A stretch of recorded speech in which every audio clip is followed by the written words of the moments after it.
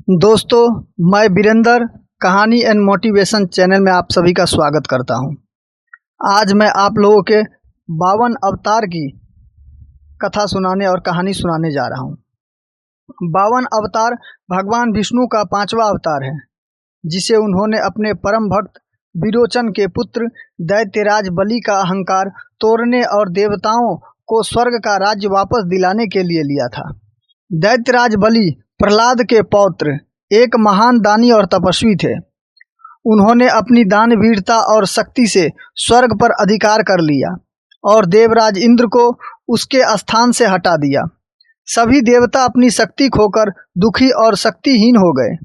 देवताओं की माता अदिति ने जब अपने पुत्रों की यह दशा देखी तो उन्होंने भगवान विष्णु की घोर तपस्या की। उनकी भक्ति से प्रसन्न होकर भगवान विष्णु ने उन्हें आश्वासन दिया कि वह स्वयं उसके पुत्र के रूप में जन्म लेकर इंद्र को उनका राज्य वापस दिलाएंगे। भाद्रपद मास के शुक्ल पक्ष की द्वादशी तिथि को माता अदिति और महर्षि कश्यप के यहाँ भगवान विष्णु ने एक छोटे कद के बामन बौने ब्राह्मण बालक रूप में जन्म लिया।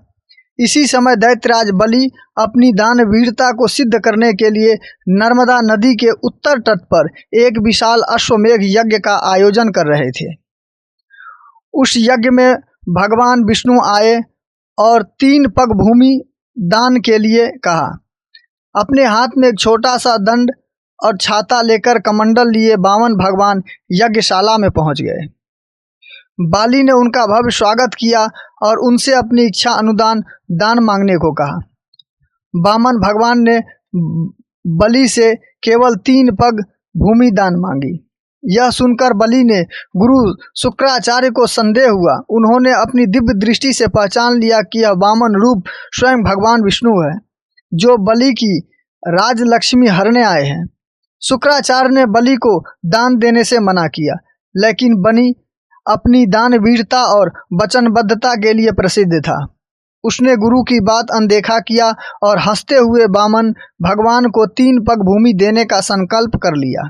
भगवान विराट रूप का दर्शन जैसे ही बाली ने जल से संकल्प किया, वामन भगवान ने अपना आकार बढ़ाना शुरू कर दिया और विराट रूप धारण कर लिया। उनका शरीर इतना विशाल हो गया कि उन्होंने पूरे ब्रह्मांड को अपने अंदर समाहित कर लिया। उन्होंने अपने पहले पग में पूरी पृथ्वी और नीचे के सभी लोक नाप लिए। उन्होंने अपने दूसरे पग में स्वर्ग सहित ऊपर के सभी लोक नाप लिए। तीसरे पग में बलि का उद्धार वामन भगवान ने तब बलि से पूछा, दैत्यराज, मैंने 2 पग में सारा ब्रह्मांड नाप लिया है, अब मैं अपना तीसरा पग कहाँ रखूं? राजा बलि ने बिना किसी संकोच या पश्चाताप के कहा, हे प्रभु, अब मेरे पास केवल मेरा शरीर बचा है। कृपया आप अपना तीसरा पग मेरे शीश पर रख दे।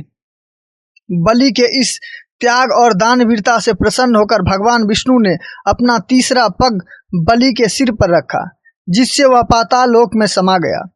भगवान ने बलि को पाताल लोक का राजा बना दिया और वरदान दिया कि वह चिरकाल तक वहां राज करेंगे और स्वयं भगवान उनके द्वारपाल बनकर उनकी रक्षा करेंगे।